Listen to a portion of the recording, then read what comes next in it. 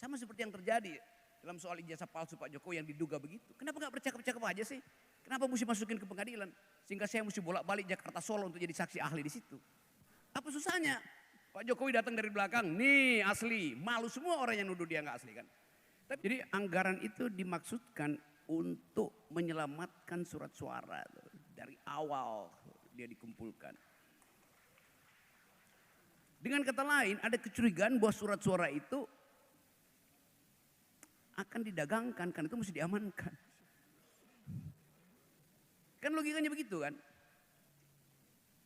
Padahal sebetulnya di dalam demokrasi, kalau kita saling percaya, bahkan surat suara itu atau kotak suara itu dikumpulkan di tas kresek plastiknya nggak ada soal. Karena ada trustfulness di situ. Di zaman Yunani, anggota DPR itu tidak dipilih, diundi. Karena ada prinsip etik bahwa siapapun yang terundi, dia akan mewakili kepentingan tetangganya. Itu prinsip egaliter, primus inter pares. Kalau saya misalnya terundi, maka saya akan bela dia, saya bela dia, bela saudara. Kalau dia terundi sama, dia akan bela kita. Ada kesetaraan etika, itu yang disebut sebagai public man. Orang publik itu sama etikanya tuh. Dasarnya begitu. Jadi buat apa ditakuti, diundi aja. Tetapi perkembangan kemudian ada oligarki, ada feodalisme, ada kapitalisme, ada pencuri, ada maling. Lalu diamankan surat-surat. Jadi dari awal yang kita sebut pemilihan itu udah dicurigai sebagai kejahatan. Itu buruknya. Nah karena itu di Eropa sekarang ya dibuat hal yang lebih mudah tuh ya lewat WA aja. Tapi nanti kalau WA kita disadap seperti WA saya tuh setiap 2 minggu saya mesti bersihin karena disadap. Artinya nggak ada kepercayaan publik lagi pada pengguna-pengguna sosial media karena dikontrol oleh kekuasaan. Jadi selama hegemoni itu berlangsung, demokrasi nggak bisa hidup. Sama juga pemilu makin lama, kalau KPU kasih keterangan makin lama makin tinggi anggarannya. Artinya makin lama makin ada kejahatan dalam pemilu, gampangnya begitu. Kan mestinya KPU bilang kita turunkan aja anggarannya dibikin lebih sedikit karena kita udah saling percaya. Kan basisnya itu kan kepercayaan. Demokrasi ada trustfulness itu. Demikian sebaliknya, semakin banyak hukum yang kita buat oleh DPR, itu penanda demokrasi nggak jalan. Kalau demokrasi jalan, saya nggak perlu laporin Anda ke pengadilan. Kita ngobrol aja begini kan. Pohon mangga Anda jatuh ke, daun keringnya jatuh ke rumah saya. Saya kesel, saya laporin ke pengadilan. Karena mengotori privasi saya tuh. Kan ini negara hukum, laporin aja. Kenapa nggak kita bilang oke, saya ambil kotoran daun mangga Anda, tapi saya berhak juga untuk dapat 3-4 mangga ya. Lalu terjadi percakapan, oke ya gampang.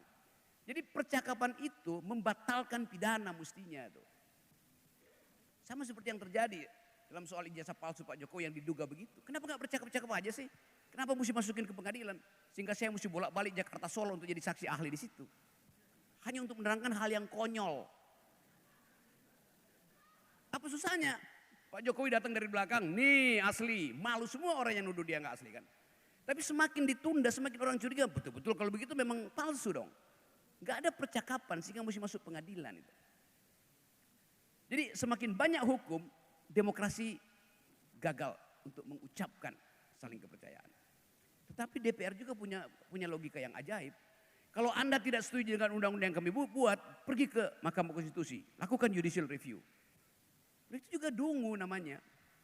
Karena kalau DPR buat undang-undang, dia justru mesti upayakan supaya undang-undang itu tidak dibawa ke Mahkamah Konstitusi oleh LSM, oleh buruh.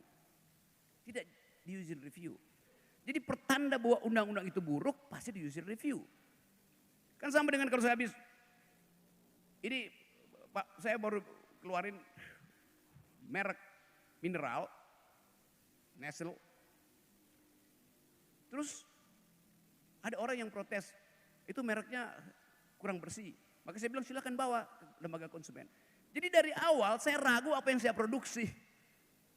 Demikian juga DPR, dia ragu apa yang dia produksi sehingga dia minta diuji di Mahkamah Konstitusi.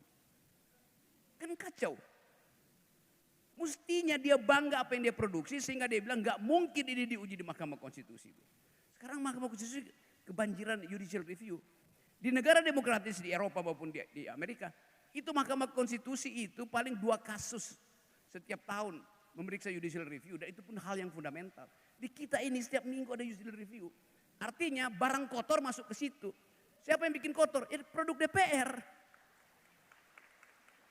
Jadi kekacauan itu, kemampuan kita untuk menilai diri sendiri, kita asuransikan pada Mahkamah Konstitusi. Padahal Mahkamah Konstitusi juga nggak itu jadi mahkamah konstipasi. Karena nggak bisa mencerna kedaulatan rakyat. Padahal Mahkamah Konstitusi selain hak judicial review, dia juga punya hak yang disebut judicial activism. Yang ada pada semua peradilan tuh. Aktif untuk mempertanyakan peluang terjadinya penyelundupan hukum. Peluang terjadinya manipulasi pasal. Itu namanya judicial activism. Kalau Mahkamah Konstitusi, sebut aja setiap 3 bulan kasih public address. Kami mendeteksi ada permainan kekuasaan yang menyogok pasal-pasal yang sedang dibahas di Komisi 3 tuh. Maka mereka akan lihat, oh Mahkamah Konstitusi melakukan judicial activism. Maka Komisi 3 nggak akan memeras polisi supaya undang-undang itu jalan. Atau sebaliknya, polisi akan memeras Komisi 3 untuk meloloskan undang-undang tertentu. Jadi ini karena gagal di dalam diskursus demokrasi, maka tuker tambah pasal terjadi. Bahkan titik koma bisa ada harganya tuh. Kan kacau cara berpikir kita. Jadi sekali lagi, permahnya harus mulai dengan upaya untuk membersihkan yang kita sebut kultur hukum kita itu buruk sekali itu. Ya, yes, coba lebih keras tepuk tangannya tuh. Jadi itu tanggung jawab Anda. Apalagi kalau Anda mau jadi hakim kan. Setiap mahasiswa fakultas hukum yang bercita-cita jadi hakim, sejak semester 1 dia udah saya anggap sebagai makhluk yang mulia tuh. Karena dia mau menegakkan keadilan. Menjadi hakim itu dari dalam dirinya tumbuh semacam keadilan. Karena itu mulai dari Permahi, Perhimpunan Mahasiswa Hukum Indonesia. Mahasiswa yang berupaya mempertahankan nilai. Jangan sampai Permahi jadi berubah menjadi Perhimpunan Maklar Hukum Indonesia. Yang sekarang lagi marak itu. Jadi keinginan untuk menegakkan hukum melalui sistem demokrasi terutama dimaksudkan supaya kita memuliakan percakapan warga negara. Yang terjadi sekarang kalau Anda disebut pengacara, Anda hanya disebut pengacara sekarang kalau Anda punya cincin 7 di 3 jari. Itu tanda pengacara. Gini. Padahal kasus dimenangkan lewat under table transaction. Lewat tukar tambah amplop, bukan lewat dalil di pengadilan. Jadi rusak sistem hukum kita. Karena itu saya berharap bahwa forum semacam ini rumuskan sesuatu supaya etik di dalam bernegara itu dimunculkan melalui kebersihan legal reasoning. Itu tambahan kecil dulu, nanti mungkin ada soal lain. Silakan.